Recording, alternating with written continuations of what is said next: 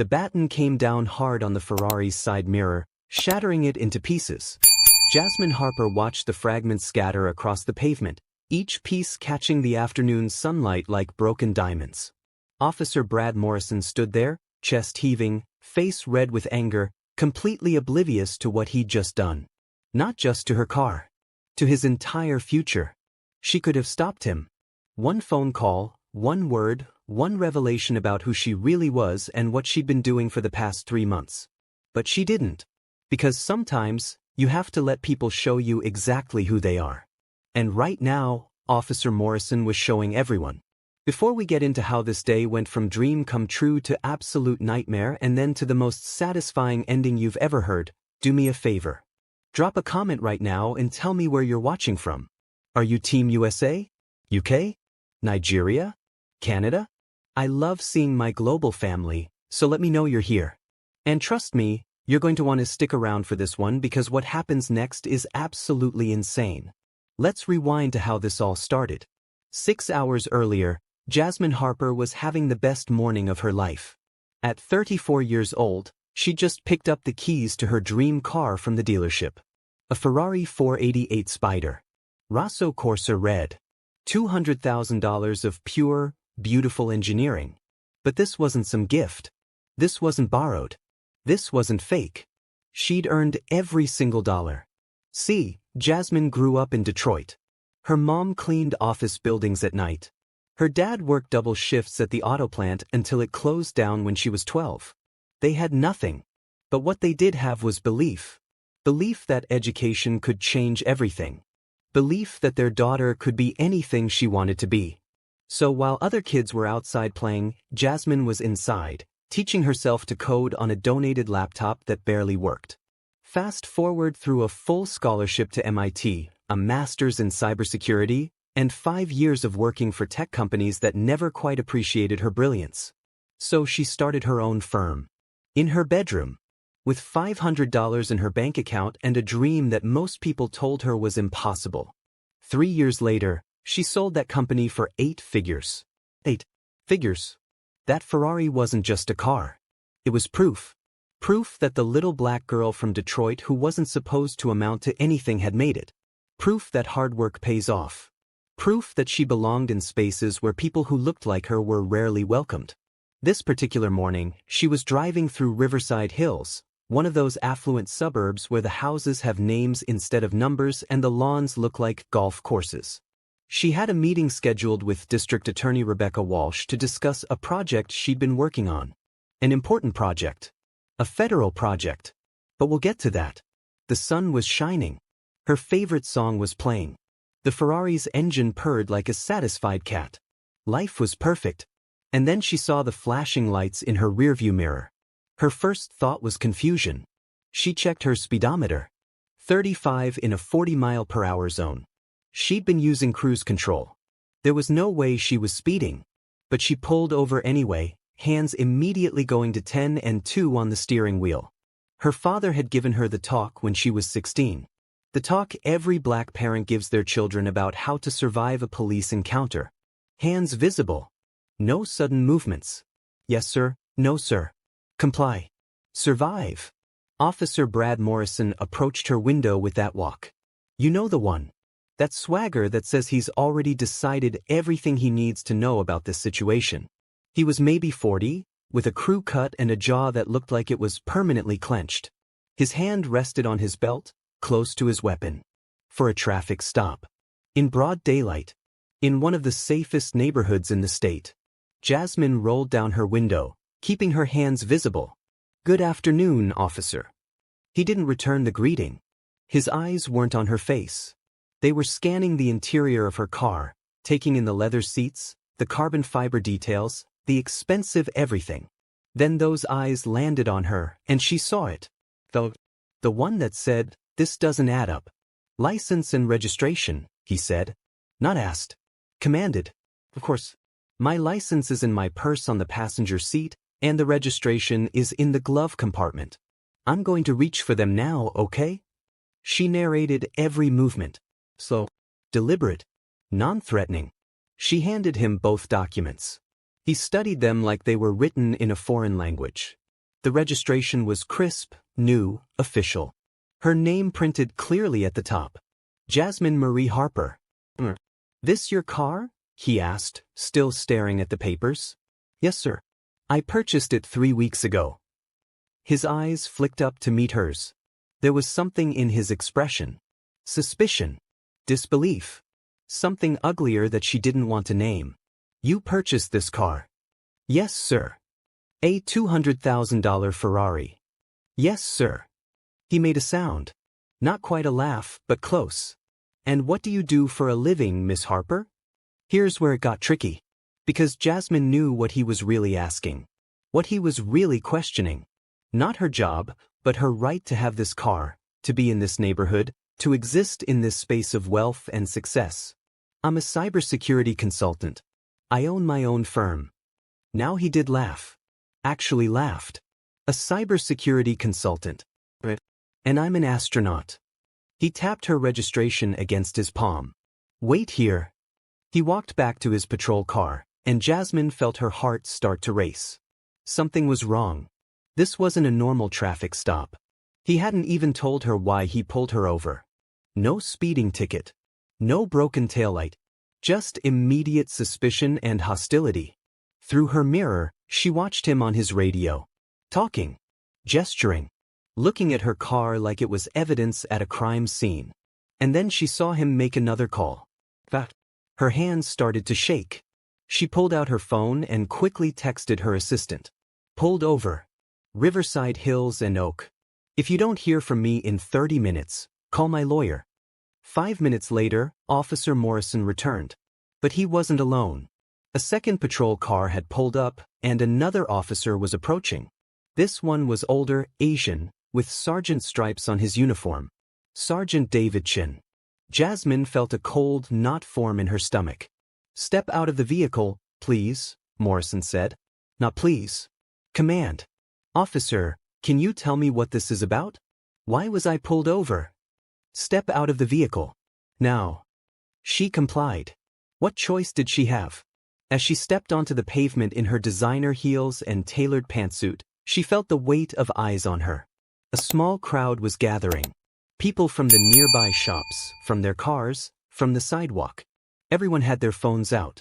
Everyone was recording. Good, you thought? Let them record. Sergeant Chin circled her Ferrari like a shark. He peered through the windows, ran his hand along the hood, checked the license plate. Then he approached her with an expression that made Morrison's suspicion look friendly. Miss Harper, is it? Chen's voice was smooth. Too smooth. Yes, sir. This is a very expensive automobile. Yes, sir, it is. And you're telling my officer that you own it. I do own it. The registration. I've seen the registration, he interrupted. That's what concerns me. See, we've had some issues in this area lately. Identity theft. Forged documents. People driving around in cars they have no business being in. There was. Out in the open. No business being in. She wanted to scream. She wanted to rage. But she kept her voice level. Professional. Sir, I assure you, everything is legitimate. You can verify with the DMV right now. You can call the dealership. You can. What we're going to do, Chin cut her off again, is impound this vehicle pending a full investigation into how you obtained it. The world tilted. You're going to what? Impound the vehicle. We have reasonable suspicion that this car may be involved in fraudulent activity. Reasonable suspicion based on what? Her voice rose despite her best efforts. Based on the fact that I'm black? Based on the fact that you can't believe a black woman could afford to buy a Ferrari with her own money. Morrison stepped closer. Intimidating. Ma'am, I'm going to need you to calm down. I am calm. I'm asking legitimate questions about why my legally owned, properly registered vehicle is being impounded when I haven't committed any crime. The crime is fraud, Chin said coldly. And if you don't cooperate, we'll add obstruction to that list. Jasmine felt tears of frustration burning behind her eyes. She would not cry. She would not give them that. She pulled out her phone to call her lawyer, and that's when everything went from bad to catastrophic. Put the phone down, Morrison barked. I'm calling my attorney. I have a right. He moved fast, grabbed her wrist, twisted. The phone fell, and then his boot came down on it. The screen shattered with a sickening crunch. Her brand new iPhone, destroyed. Just like that. Oops, Morrison said, not sounding sorry at all. Slipped. The crowd gasped. Someone shouted, "That's not right." Another voice, "She didn't do anything." But nobody intervened. Nobody ever does. Jasmine stared at her destroyed phone, at the fragments of glass and metal on the pavement, and something inside her went very, very cold. This wasn't just harassment anymore. This was destruction of property. This was potentially destruction of evidence of their misconduct. This was them not even trying to hide what they were doing. "You just destroyed my property," she said quietly. "Looked like you were trying to alert accomplices," Chen said. "Can't have that during an active investigation." "Accomplices to what? What crime am I being accused of?" "We'll sort that out at the station. Right now, you're interfering with our investigation." Morrison grabbed her arm again. Roughly. His fingers dug into her bicep hard enough to bruise. "Turn around. Hands behind your back." "You're arresting me? For what?" "Resisting arrest." "I haven't resisted anything." But he was already spinning her around, forcing her arms behind her back. Her shoulders screamed in protest. And then he shoved her against the Ferrari. Her cheek pressed against the hot metal of the hood. And she heard it. That sound. The sound of metal scraping metal. Morrison's belt buckle dragging across the pristine paint of her car, leaving a long, deep scratch in its wake. Everything she'd worked for. Everything that car represented. Scarred. Damaged. Just like they were trying to damage her. The crowd was louder now. Phones everywhere. Recording everything. At least a dozen witnesses. Maybe more. Let them see. Let them all see what happens when you drive while black in America. When you succeed while black. When you exist while black in spaces where they think you don't belong. "This is wrong," someone shouted. "Call the news," another voice. "Somebody do something." But Chen just radioed for a tow truck like this was routine. Like destroying someone's property and violating their rights was just another Tuesday afternoon. Morrison had his handcuffs out, and Jasmine could feel her heart hammering so hard she thought it might break through her ribs. This was it. This was the moment. She could tell them. Right now. Tell them exactly who she was and what she'd been doing. Flash her federal contractor credentials. Name drop the FBI. End this before it got worse. But something stopped her. Maybe it was pride. Maybe it was anger. Maybe it was the satisfaction of knowing that these men were digging themselves into a hole so deep they'd never climb out. Because in about 7 minutes, the truth was going to arrive. And when it did, it was going to destroy them more thoroughly than Morrison's boot had destroyed her phone. So she said nothing. Just stood there, cheek pressed against her damaged Ferrari, arms twisted behind her back, while Officer Brad Morrison prepared to handcuff her for the crime of being successful. "You have the right to remain silent," he started. And that's when they heard it. Tires. Moving fast. The squeal of rubber on pavement. Every head turned toward the sound. A black SUV came around the corner doing at least 50 in a 35 zone. No lights, no sirens, but moving with obvious urgency. It screeched to a stop right behind Chen's patrol car. The door flew open, and out stepped District Attorney Rebecca Walsh. She was in her 50s, silver hair pulled back in a tight bun, wearing a charcoal gray suit that probably cost more than Morrison made in a month. And she looked absolutely furious. "What in the hell is going on here?" Her voice cut through the chaos like a knife. Morrison's hands froze on the handcuffs. Chen straightened up, his expression shifting from confident to confused. "Ma'am, this is official police business. I'm going to have to ask you to—" "I know exactly what this is," Walsh interrupted, striding forward. "That's Jasmine Harper. Release her. Right now." "Ma'am, with all due respect, this woman is suspected of fraud and—" "Suspected of fraud?" Walsh's laugh was sharp and humorless. "Suspected by who? Based on what evidence?" Chen's jaw tightened. "The vehicle registration appears suspicious. We have reason to believe." You have reason to believe nothing. I know this woman. I know her credentials. And unless you want a federal civil rights lawsuit that will end both your careers, you will release her immediately. Morrison's grip on Jasmine's arms loosened, then released. She straightened up slowly, her shoulder aching, her face hot from being pressed against the car. Walsh was immediately at her side, checking her over with worried eyes. Did they hurt you? Are you injured? Jasmine's voice came out shakier than she wanted. They destroyed my phone, damaged my car, assaulted me. Walsh's eyes went flat and cold. She turned to the two officers, and when she spoke, every word was precisely measured. Let me be very clear about the situation you've created for yourselves. This woman is one of the top cybersecurity consultants in the country. Her company has been contracted by the FBI's cybercrimes division for the past 2 years. That Ferrari you just damaged? She bought it with legitimately earned money from selling her startup for 8 figures. That's 8 figures. More money than you'll make in your entire careers combined. The color drained from Morrison's face. Chin opened his mouth, closed it, opened it again. We were just doing our jobs. Your jobs? Walsh's voice rose. Your job is to serve and protect. Your job is to uphold the law. Your job is not to racially profile successful women, destroy their property, and assault them based on nothing but your own prejudices. A woman in the crowd started clapping. Then another. Soon a dozen people were applauding, and Chen's face was going red. Morrison tried to salvage it. We had no way of knowing. You had every way of knowing. Walsh pointed at Jasmine's documents, still clutched in Chen's hand. Valid license. Valid registration. In her name. She provided identification. She answered your questions.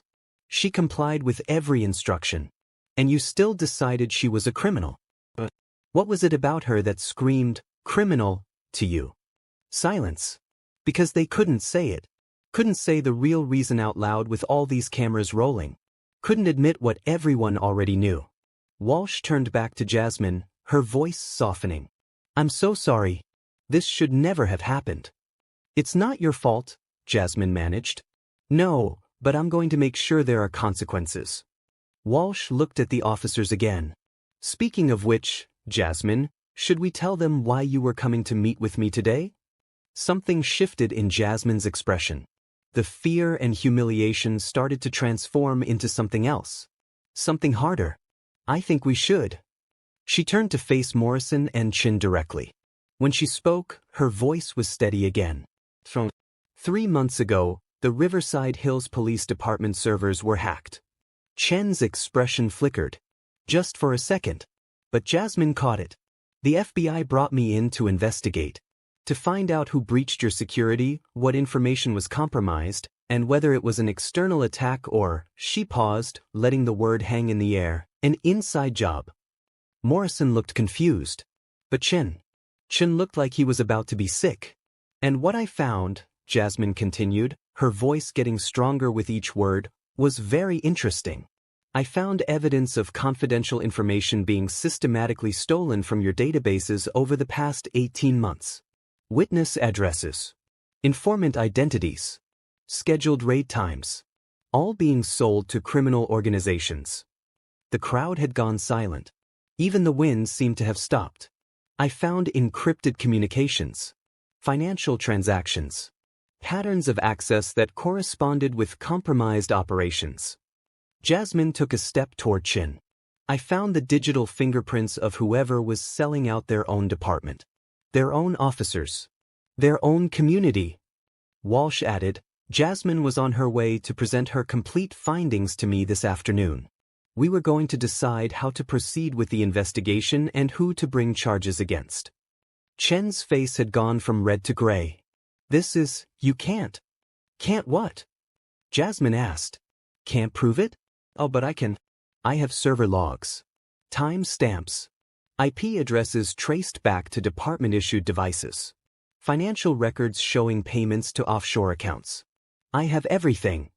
Morrison was staring at his sergeant like he'd never seen him before. Sarge. But Chen wasn't looking at Morrison. He was looking at Jasmine, and in his eyes was the recognition of a cornered animal. He'd been so confident minutes ago, so sure of his power and authority. Now he looked like a man watching his entire world crumble. And then the universe decided that this moment needed an exclamation point. 3 more vehicles pulled into the scene. Black SUVs with government plates. FBI logos on the sides. Agent Marcus Torres stepped out of the lead vehicle. He was tall, built like he spent his free time in the gym, with close-cropped hair and eyes that missed nothing. Behind him came 4 more agents, all wearing FBI windbreakers, all looking very serious. "Ms. Harper," Torres said, walking straight to Jasmine. "You hit your emergency alert. Are you all right?" Jasmine had been wearing a smartwatch. When Morrison grabbed her the first time, when he twisted her arm, she triggered the panic function that connected directly to the FBI team she'd been working with. They'd been tracking her location, monitoring the situation. They'd seen everything. "I'm okay now," she said. Torres looked her over, noted the developing bruise on her arm where Morrison had grabbed her, the scratch on the Ferrari, the destroyed phone on the ground. His expression went from concern to absolutely livid. "Sergeant Chin," he said, his voice carrying authority that made the local cops look like mall security. "You're under arrest for conspiracy, bribery, obstruction of justice, and corruption of a public official." Chen bolted. Actually tried to run. Made it maybe 5 steps before 2 FBI agents tackled him to the pavement. The crowd erupted in cheers. Phones everywhere capturing the moment. The corrupt sergeant being dragged to his feet, hands zip-tied behind his back, rights being read while he sputtered protests that nobody believed. "You can't do this. I want my lawyer. This is a setup." "A setup?" Torres's laugh was cold. "You set yourself up, Sergeant. Every illegal transaction. Every piece of information you sold. Every time you accessed those databases from your department computer. We have all of it." Morrison stood frozen, watching his sergeant being loaded into an FBI vehicle. His face had gone completely white. When Torres turned to him, he actually flinched. "Officer Morrison, you're not under arrest. Yet." Torres let that word hang. "But you are suspended from duty effective immediately pending a full investigation into your conduct during this incident." "I didn't know." "Didn't know what? That you were supposed to treat people with basic human dignity? That you're not allowed to destroy someone's property? That assault is still assault even when you're wearing a badge." Torres shook his head. "You assaulted a federal contractor. Destroyed evidence of your misconduct. Damaged valuable property. Violated civil rights. All caught on multiple cameras by dozens of witnesses." Morrison's mouth opened and closed like a fish. No words came out. Jasmine stepped forward. She'd been silent during Chen's arrest, watching with satisfaction as justice began to unfold. But now she had something to say. She looked Morrison directly in the eyes. "You know what the worst part is? I would have shown you my credentials. If you'd asked respectfully. If you'd treated me like a human being instead of a suspect. If you'd looked at my valid registration and accepted it instead of assuming I was a criminal." Her voice was quiet, but every word landed like a hammer. "But you saw my skin color first. You saw this car and decided there was no way it could be mine. You made every assumption based on nothing but prejudice." Morrison tried to speak. "I was just..." "You were just what? Doing your job? Your job is to protect and serve. You did neither. You profiled, harassed, assaulted, and damaged. That's what you did." A woman in the crowd shouted, "Tell him, sister." Others applauded. Jasmine continued, her voice stronger now. "That Ferrari you damaged? I can fix it. The paint can be repaired. The mirror can be replaced. The scratch will buff out. But your career? Your reputation? That's done. Finished. And you did it to yourself." Torres added, "Officer Morrison, you'll be hearing from our Civil Rights Division. You'll also be hearing from Ms. Harper's attorneys. The department will be conducting their own investigation. And I suspect you'll find that police work is no longer an option for your future employment." Morrison looked like he wanted to disappear into the pavement. The crowd that had watched him abuse his power was now watching his complete humiliation. And unlike Jasmine's humiliation, his was deserved. Walsh stepped forward, addressing both Morrison and the remaining officers who'd arrived as backup. This incident will trigger a full review of department practices. Mandatory body cameras for all officers. Implicit bias training. New protocols for traffic stops. And anyone found to have similar patterns of behavior will face consequences. One of the backup officers, a young woman who looked horrified by everything she'd witnessed, spoke up. "Ma'am, for what it's worth, this isn't how most of us operate." "I hope that's true," Walsh said, "because this needs to be the exception, not the rule. And the only way to ensure that is accountability." The tow truck that Chin had called arrived, confused about what they were driving into. The driver took one look at the FBI agents, the arrested sergeant, the crowd, and the cameras, and slowly backed away from the scene. Nobody was impounding Jasmine's Ferrari today. Torres approached Jasmine again, this time with a small smile. "You handled that incredibly well. Most people would have revealed everything immediately." Jasmine smiled back, though it was tired. "I wanted to see how deep they'd dig their own graves. Turns out, pretty deep. The evidence you compiled on Chin is airtight. He's going away for a long time. 15 criminals are back on the streets because of information he sold. He compromised 3 active investigations.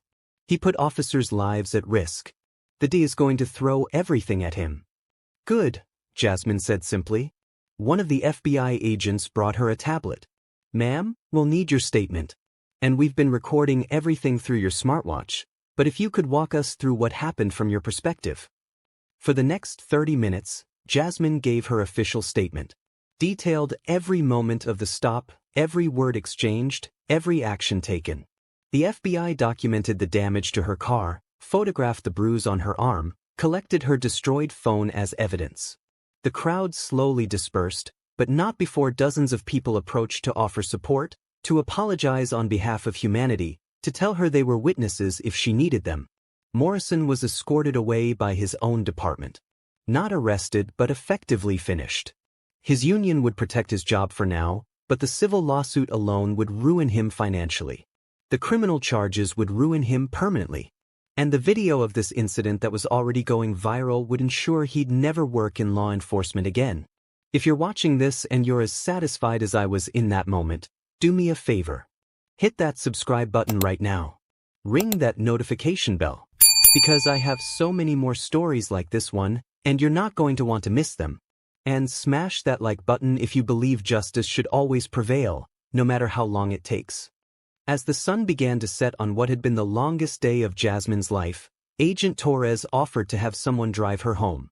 But she looked at her Ferrari, at the scratch along the side, at the broken mirror, and she shook her head.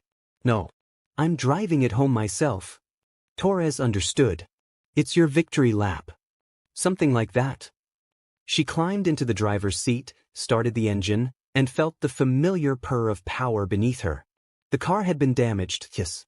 But it still ran. It was still hers. And she'd earned the right to drive it away from this place with her head held high. As she pulled away from the scene, she passed the spot where Morrison had pulled her over. Just a random stretch of road that would now forever be connected to this story. She wondered how many other people had been harassed on this same street. How many had been too afraid to fight back? How many had no DA showing up to defend them?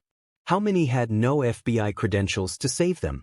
That thought sat heavy in her chest as she drove home. The next few weeks were a whirlwind.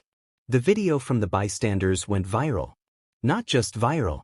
Nuclear. 20 million views in 3 days. News outlets picked it up. Think pieces were written. Local news interviewed witnesses. The police department held a press conference where the chief looked like he wanted to be anywhere else in the world. Jasmine gave one interview. Just one. To a national morning show. She sat there in a professional suit, poised and articulate, and told her story. She talked about the work she'd done to get where she was. About buying that Ferrari as a symbol of her success. About the traffic stop that turned into a nightmare. About the satisfaction of watching justice unfold. But she also talked about the bigger picture. About how many black people face similar treatment every single day with no FBI arriving to save them. about how her privilege of wealth and connections made her case exceptional when it should be the standard, about how systemic change requires more than just punishing two bad cops. The host asked if she regretted buying such an expensive car, given the attention it attracted. Jasmine's answer was perfect. I don't regret achieving success. I don't regret celebrating my achievements. What I regret is living in a society where some people think my success is automatically suspicious because of the color of my skin. But I'm not going to make myself smaller to make them comfortable. The studio audience erupted in applause. The clip from that moment got another 10 million views. Officer Brad Morrison was fired. Not suspended. Fired. The civil rights lawsuit was filed. The criminal charges for assault and destruction of property moved forward. His police union tried to protect him, but the video evidence was too damning. He'd never wear a badge again. Sergeant David Chen went to trial 6 months later. Jasmine testified, sat in that witness box and presented her findings with the same calm professionalism she'd maintained throughout the entire ordeal. The jury deliberated for 3 hours. Guilty on all counts. He was sentenced to 8 years in federal prison. 15 criminal cases were compromised by his corruption. Some violent offenders walked free because their arrests were tainted by information Chen had sold. That blood was on his hands. The Riverside Hills Police Department implemented every reform Walsh had demanded. Body cameras became mandatory. They couldn't be turned off during any public interaction. Implicit bias training became quarterly instead of annual. New protocols for traffic stops were established. Citizens could file complaints through a civilian review board instead of just internal affairs. It wasn't perfect, but it was progress. And Jasmine? She became something of an icon. Not intentionally. She didn't want fame. But her story resonated with people who'd experienced similar treatment. She started getting invited to speak at conferences. Tech companies wanted her expertise. The FBI expanded her contract. Forbes did a feature on her. TechCrunch called her one of the most influential cybersecurity experts under 40. Her company grew. She hired 15 new employees, making sure to create opportunities for people who looked like her, who'd faced similar barriers. She established a scholarship fund for young Black women pursuing careers in technology. She turned her experience into something meaningful. The Ferrari got repaired. Better than new, actually.